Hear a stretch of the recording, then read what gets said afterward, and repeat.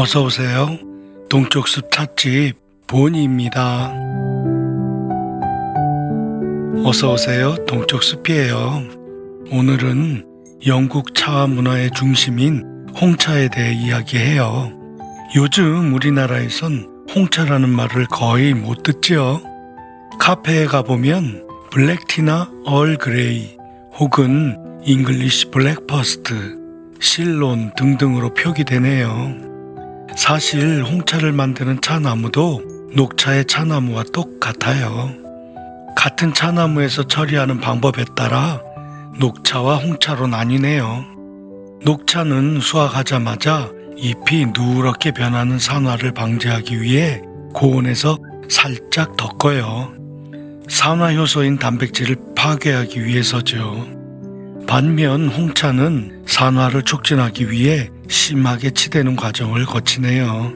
그러니까 두 차의 차이점은 산화를 시키느냐 마느냐인 것이네요. 간혹 발효의 차이라고 말하는데 이건 잘못된 것이래요.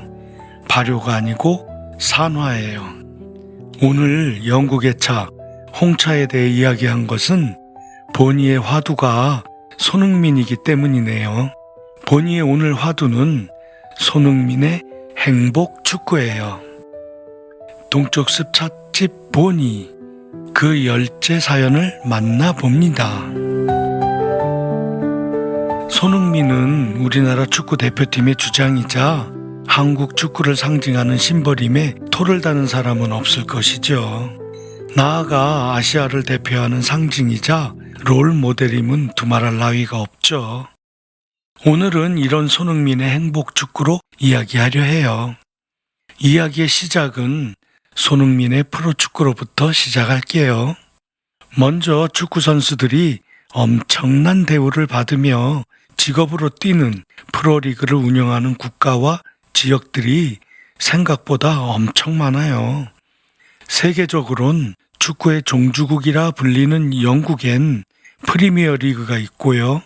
스페인엔 라리가, 이탈리아의 세리에 A, 이강인 선수가 뛰고 있는 프랑스의 리강, 그리고 김민재 선수의 독일 분데스리가가 언급되네요. 미국은 이번에 손흥민의 이적으로 유명해진 메이저리그 사커가 있어요.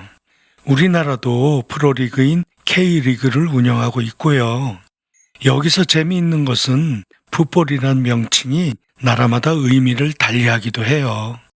풋볼은 럭비를 의미하기도 하고 축구, 특히 미국은 땅 따먹기 스포츠인 미식 축구를 말해요.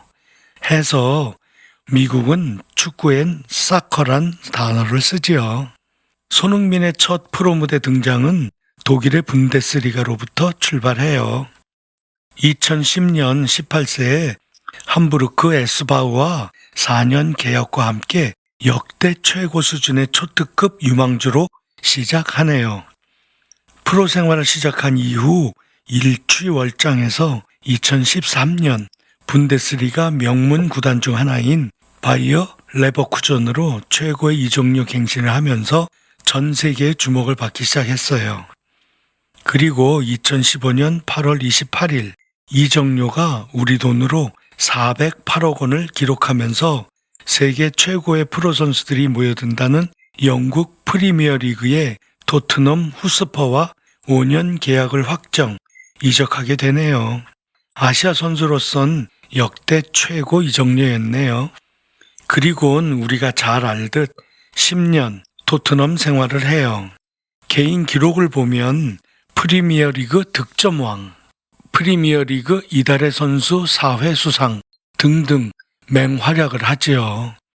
특히 아시아인으로서 프리미어리그의 득점왕을 했다는 것은 전문가에 따르면 당분간 결코 나올 수 없는 기록이다 라고 평가해요.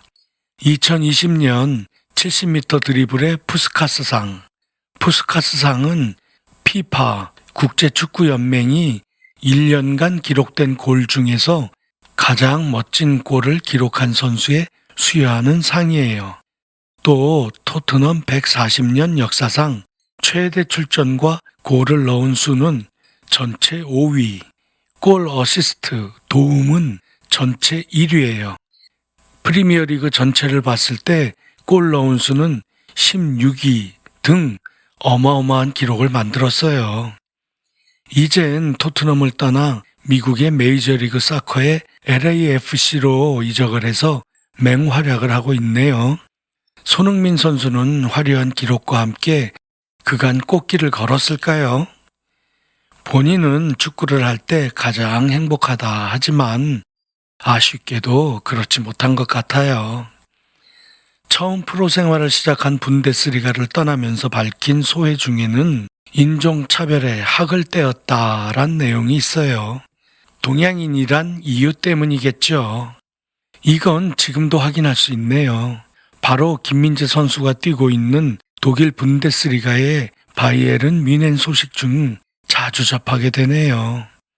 영국 프리미어리그 토트넘 후스퍼에서 가선 좀 나아졌을까요? 아니요.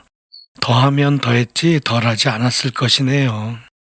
토트넘의 영국 선수 중 가장 뛰어났다는 해리 케인의 그늘에서 자의반, 타의반 탄압을 받았고 그가 토트넘을 버리고 우승 트로피를 위해 독일 팀으로 옮겼을 때 손흥민은 끝까지 팀에 남아 결국 우승컵을 들어올린 주장이 되었어요.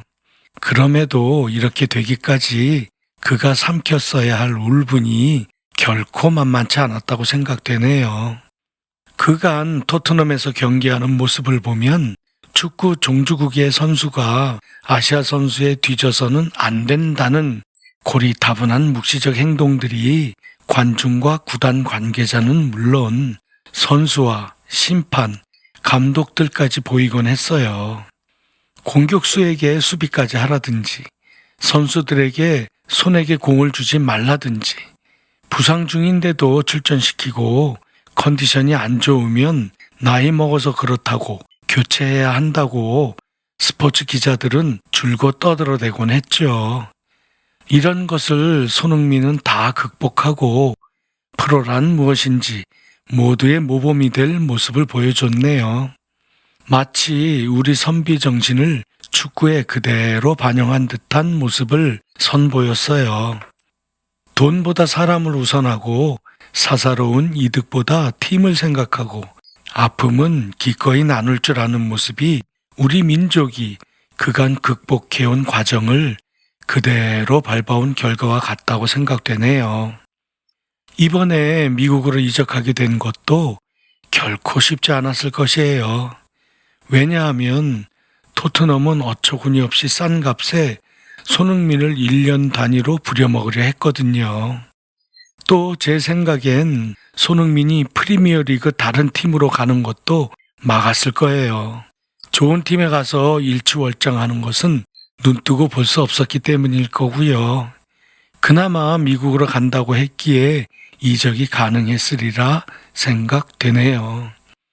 이것도 손흥민이 자신의 진짜 모습을 보여주지 않았기에 가능했을 것이다고 생각해요. 손흥민 나이가 33세예요. 이제 저물어가는 나이다라는 게 영국 전문가들 생각이거든요. 그런데 미국에 가서 손흥민은 그야말로 행복 축구를 하고 있는 듯 싶어요. 돈에 휘둘리지 않고 돈을 제대로 다룰 줄 아는 행동과 프리미어리그에서 마음껏 발휘하지 못한 축구 기술들을 선보이고 미국의 메이저리그 사커 수준을 여러 단계 격상하는 효과를 보인다는 평가를 받고 있네요. 미국의 MLS에서 손흥민의 행복 축구가 아름다운 열매 맺기를 기대합니다. 손흥민을 보면서 크든지 작든지 그 어떤 조직이든 그 속에 빛을 내는 사람들은 아무리 어둠이 빛을 방해하려 해도 어둠은 결코 빛을 이길 수 없음을 확인하게 되네요. 손흥민을 따라 미국으로의 이적을 언급한 선수와 감독님도 있다고 해요. 아주 유능한 분들이래요. 이분들도 모두 자본주의의 본고장인 미국임에도 한결같이 돈이 문제가 아니라고 한대요. 돈보다 더 높은 가치를 축구에서 찾으려 한다네요. 다 손흥민 효과라고 보여요.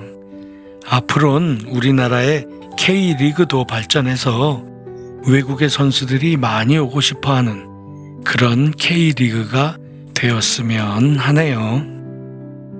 청취자 여러분, 늘 건강하시고 행복하세요.